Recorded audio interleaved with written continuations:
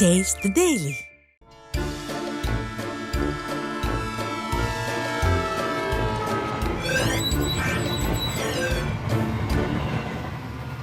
மக்கா வணக்கம். நேத்து அதிமுக பொதுக்குழுவை எல்லாரும் பார்த்துருப்பீங்க. எதிர்க்கட்சி தலைவர் இந்த திமுக கும்பல் பண்ண ஊழல்கள் எத்தனைன்னு ஒரு பெரிய லிஸ்டே போட்டார். எத்தனை அமைச்சர்கள் மேல எவ்வளவு வழக்குகள் இருக்குன்னு சொன்னார். தேர்தலுக்கு 100 நாள் இருக்கு, அதுக்குள்ள எத்தனை பேர் எங்க போவாங்களோன்னு சூசகமா சொன்னார். நம்ம தியாகி ஒருத்தர் ஜெயிலுக்கு போனாரு, அந்த மாதிரி நம்மளையும் அனுப்பிடுவாங்களோன்னு ஒவ்வொரு அமைச்சரும் பயத்தில் இருக்காங்களாம். தலைமையே ஆடி போய் தான் இருக்கான். சரி மக்களே, போய் குறுஞ்செய்தியை பார்த்துட்டு வாங்க, அப்புறம் விரிவான செய்திகளை விளக்கமா சொல்றேன்.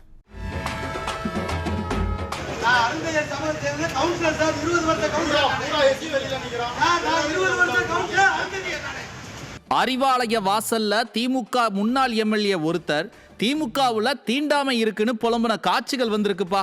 இவ்வளவு நாள் பொறுத்து பார்த்தாங்க, இப்போ பொங்க ஆரம்பிச்சிட்டாங்க.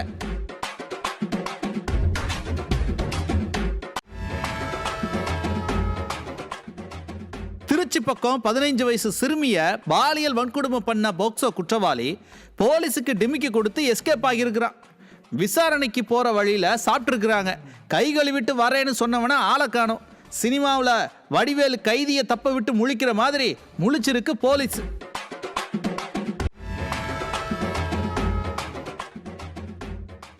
தர்மபுரி பக்கம் 12 வயசு சிறுமியை கிண்டல் பண்ண ஒரு வியாபாரிய சிறுமியோட உறவினர்கள் கொலை செஞ்சிருக்கிறாங்க.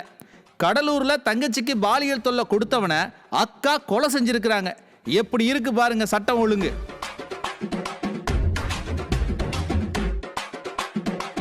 குறுஞ்செய்திகளை பார்த்துட்டோம், வாங்க விரிவான செய்திகளையும் பார்த்துடுவோம். பாரதியாரோட பிறந்த நாள் அன்னைக்கு தமிழ்நாட்டில் பெண்களோட பாதுகாப்பு எப்படி இருக்கு, பெண்கள் பாதுகாப்புல இந்த கவர்மெண்ட் என்ன லட்சணமா வேலை பார்க்குதுன்னு சொல்லியே ஆகணும். இந்த கவர்மெண்ட் எந்த நடவடிக்கையும் எடுக்காததால இப்ப மக்கள் வன்முறையை கையில் எடுக்க ஆரம்பிச்சிட்டாங்க. கடலூர் பக்கம் தங்கச்சிக்கு பாலியல் தொல்லை கொடுத்த ஆளை அக்கா போட்டு தள்ளி இருக்காங்க. அந்த கொடுமையை நீங்களே பாருங்க.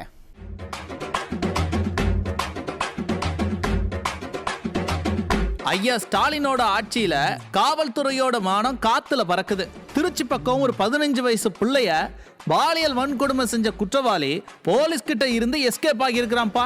தூத்துக்குடியில 12வது படிக்கிற பிள்ளைகளுக்கு பாலியல் தொல்லை கொடுத்த ஆசிரியரை 1 மாசமா பிடிக்க முடியல. காவல்துறை இந்த லட்சணத்துல இருக்கிறதுனால இப்ப மக்கள் வன்முறையை கையில எடுக்க ஆரம்பிச்சுட்டாங்கய்யா. கடலூர் பக்கம் பிரசாத்னு ஒரு நபரு ஒரு இளம்பெண்ணுக்கு பாலியல் தொல்லை கொடுத்திருக்கிறாரு. அந்த இளம்பெண் அவளோட அக்கா கிட்ட இதை சொல்லி இருக்கிறாங்க. அந்த அக்கா ஆத்திரப்பட்டு பாலியல் தொல்லை கொடுத்தவனை கொலை செஞ்சிட்டாங்கய்யா. தர்மபுரி பக்கம் ஒரு தேங்காய் வியாபாரி 12வது படிக்கிற பிள்ளைய ஒரு மாதிரி கிண்டல் பண்ணியிருக்கிறாப்படி. அவரை அந்த மாணவியோட உறவினர்கள் கொலை செஞ்சிருக்கிறாங்க. சட்ட ஒழுங்கு எப்படி சந்தி சிரிக்குதுன்னு பாருங்க. அதாவது ஐயா ஸ்டாலின் பெண்களுக்கு எதிரான குற்றங்களை ஒடுக்க நடவடிக்கை எடுத்திருந்தா இது இங்க வந்து நின்று இருக்காது. குடும்ப தலைவிகள் எல்லாம் கூலிப்படை தலைவியாகிற அளவுக்கு இன்னைக்கு நாட்டில் பாதுகாப்பு இல்லைங்க. பெண்கள் இந்த ஆட்சி மேல நம்பிக்கையை முழுசா இழந்துட்டாங்க. வரப்போற தேர்தல் முடிவுல அது நல்லாவே தெரியும்.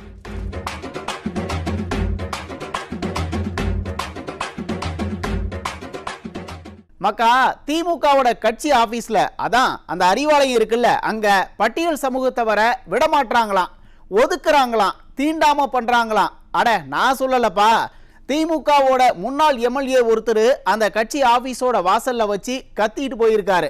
அதை கொஞ்சம் பாருங்க.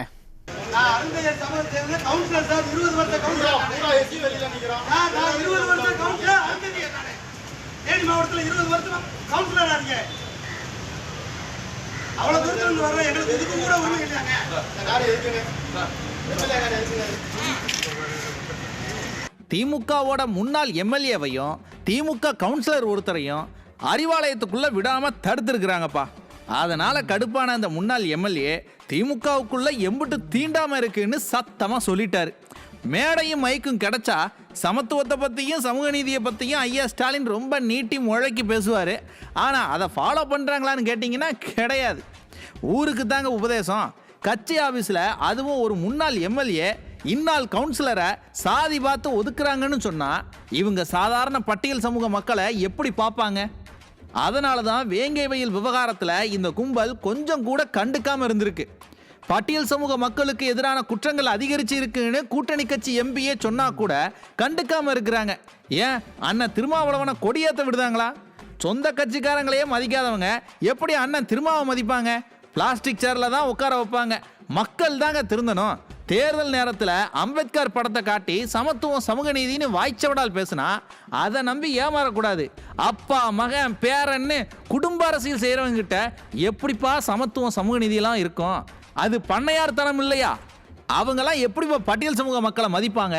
மக்கள் இனியாவது உணரணும். பார்த்துக்குங்க மக்கா, இந்த மகளிர் உரிமை தொகை கொடுக்கறாங்கல்ல, அதுக்கு காங்கிரஸ் கட்சி ஆப்பு வைக்குதாம்பா. காங்கிரஸ் கட்சியோட வியூகம் ஐயா ஸ்டாலினுக்கு சோகம். தேர்தல் நேரத்தில் எங்கேயாச்சும் கடனை வாங்கி எப்படியாச்சும் 1000-2000 கொடுத்து மக்களை ஏமாத்தணும்னு ஐயா ஸ்டாலின் நினைச்சிட்டு இருக்காரு. அதுக்கு காங்கிரஸ் கட்சி ஆப்பு வச்சிடுச்சு.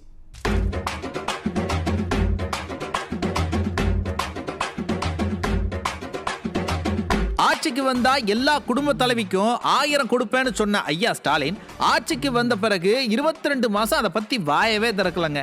அப்புறம் அதிமுக அழுத்தம் கொடுத்த பின்னாடி தகுதி தராதரம்னு சொல்லி கொஞ்சம் பேருக்கு கொடுத்தாங்க. இப்ப தேர்தல் வருதுல்ல, இப்ப எல்லா குடும்ப தலைவியும் ஓட்டு போடணும்ல, அதனால இப்ப எல்லாருக்கும் தகுதி வந்துடுச்சு. யாரையெல்லாம் உங்களுக்கு தகுதி இல்லைன்னு தூக்கி போட்டாங்களோ அவங்களெல்லாம் உங்களுக்கு தகுதி வந்துடுச்சுன்னு சொல்லி 1000 ரூபாய் கொடுக்க போறாங்களாமா.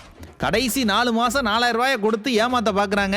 இந்த நிலைமையில நாடாளுமன்றத்தில் காங்கிரஸ் கட்சி ஒரு கோரிக்கை ஒன்று வச்சிருக்குது. அதாவது தேர்தலுக்கு முன்னாடி மக்களுக்கு காசு கொடுக்கறது ஜனநாயகமா அப்படின்னு ஒரு கேள்வியை கேட்டிருக்குதுங்க.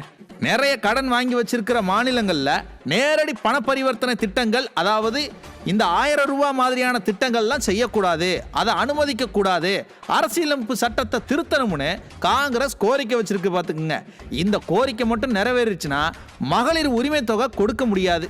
ஏன்னா இந்தியாவிலேயே அதிகமாக கடன் வாங்குறதுல நம்பர் 1 கவர்மெண்ட் நம்ம ஐயா ஸ்டாலின் கவர்மெண்ட் தானே. கடன் வாங்கி மக்களுக்கு காசை கொடுத்து ஏமாற்றக்கூடாதுன்னு ஒரு தடை போட்டா அது இந்த திமுக கும்பலுக்கு ஆப்பு தானே. ஆனா ஒண்ணுப்பா, காசு கொடுத்தாலும் கொடுக்காட்டினாலும் மக்கள் இந்த தடவை திமுக கும்பலுக்கு ஓட்டு போட மாட்டாங்க. அது மட்டும் உண்மை.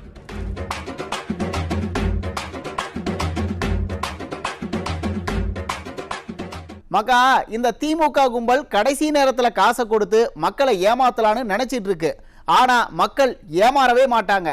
முதியோர் உதவித்தொகையில பயனாளிகளை குறைச்சது, தாலிக்கு தங்கம் திட்டத்தை நிறுத்தினது, இவ்வளவு நாள் லேப்டாப் கொடுக்காம ஏமாத்துனதுன்னு மக்கள் எல்லாத்தையும் எடை போட்டு பார்த்துட்டு தான் ஓட்டு போடுவாங்க. நாம நாளைக்கு நிகழ்ச்சியில இந்த விளம்பர கும்பலால நமக்கு எவ்வளவு நட்டம்னு விரிவா பார்க்கலாம்.